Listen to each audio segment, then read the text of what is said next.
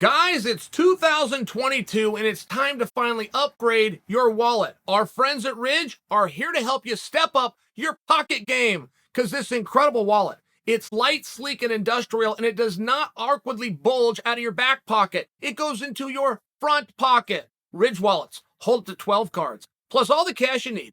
You can choose from over 30 colors and styles. That includes carbon fiber and burnt titanium. It is the best wallet you can buy. You don't just have to take my word for it, because there's over 30,000 five-star reviews. And I will admit, I was skeptical at first, but once I tried it, I never went back, and I'm confident you're going to feel the same. But there's no pressure. Test it out for 45 days. If you don't love it, send it back, get a full refund. If you decide to keep it, and you will, there's a lifetime warranty.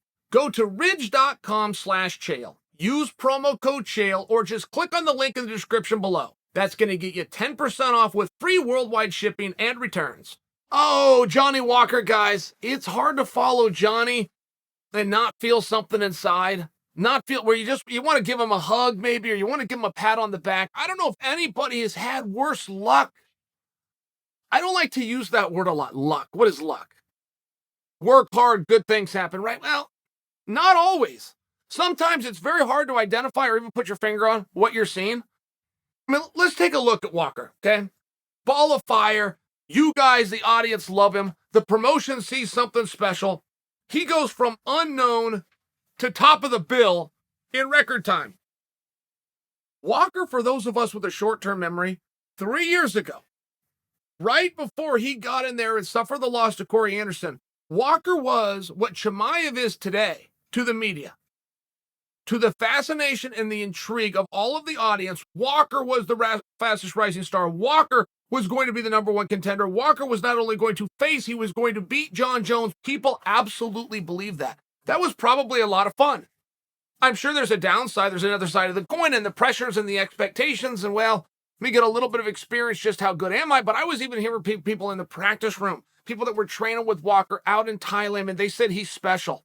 Said he was unique. And that's the same two words as you have to apply to Jon Jones. You can't just go, he's good, he's tough. You can't.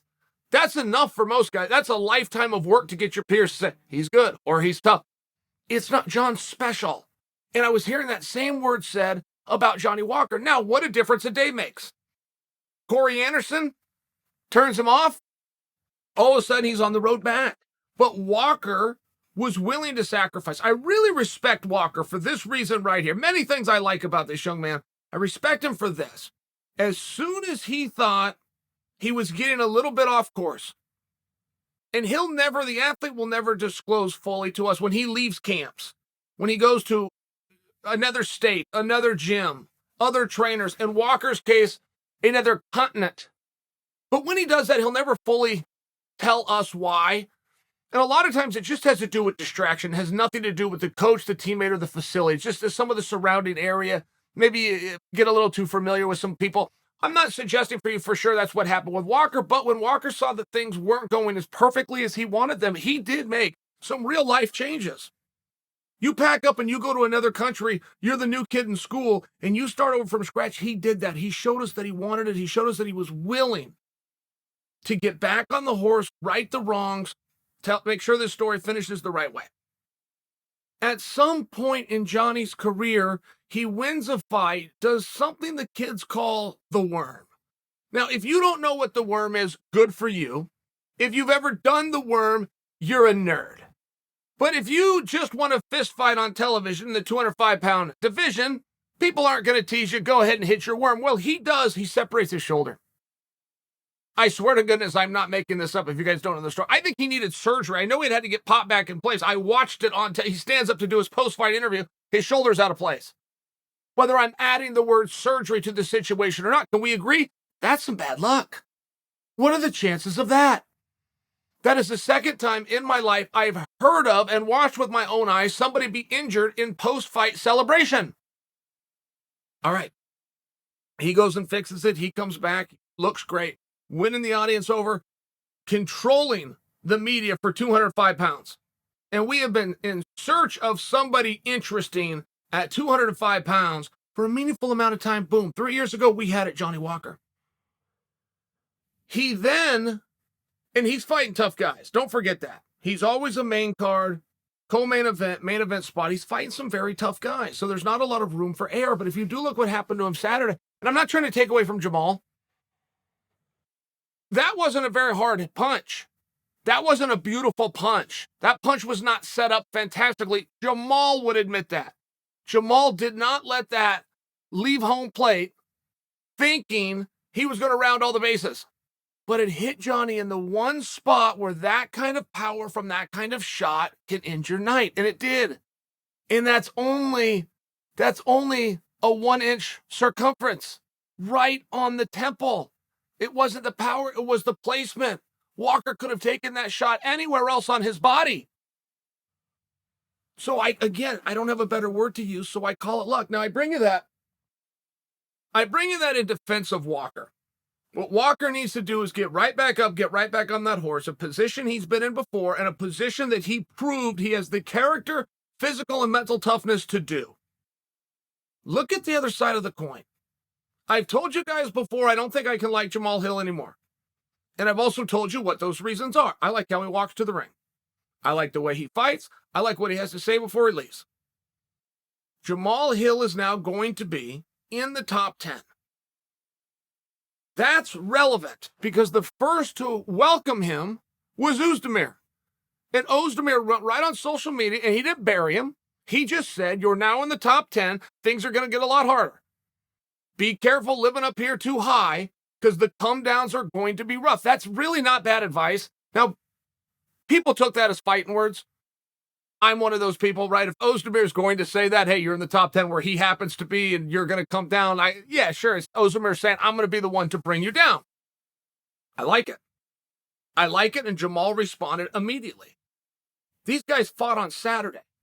By the news cycle on Monday morning, they had already picked a fight with each other and they had both agreed. So Jamal did not take a single day off. Ozdemir did not let an opportunity go waste. Everybody did what they're supposed to be here. I just don't expect your palms to get clammy looking forward to that fight, though it is an interesting one. And I do think that Ozdemir is right. I think stylistically for what Ozdemir does his best work with, it's Jamal. Okay, great. Everybody did what they're supposed to do. But it seems as though there does appear to be a bit of a new contender in town. And he's in a little bit of an interesting spot. You break into the top 10, you're coming off wins like this. We have seen guys within the sport time and time again that get on what's called a roll. Ronda Rousey, Frank Shamrock, Conor McGregor, big names, powerful, wonderful fighters.